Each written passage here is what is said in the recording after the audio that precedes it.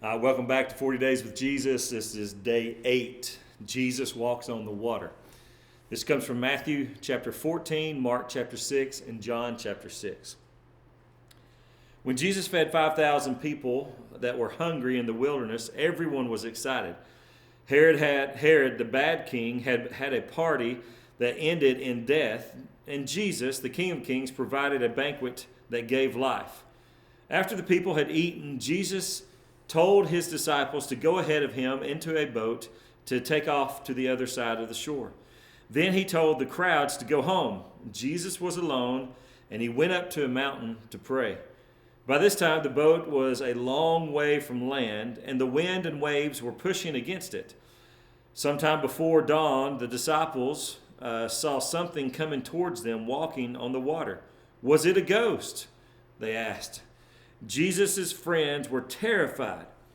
They then the figure said, "Take heart, it is I, do not be afraid." And you can read this in Matthew 14, verse 27. It was Jesus. Peter said, "Lord, if it is you, tell me to come to you on the water." "Come," Jesus said. Peter got out of the boat and walked towards Jesus on the water. But when Peter saw the wind and the waves, he began to sink. Peter was afraid and cried out, "Lord, save me." And Jesus reached out and he saved him. When Jesus and Peter climbed into the boat, the wind stopped and the disciples were amazed. Jesus had healed people, fed them, and then forgave them.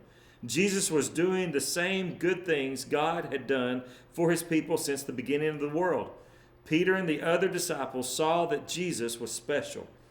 They began to understand that Jesus was the Messiah, God's promised son.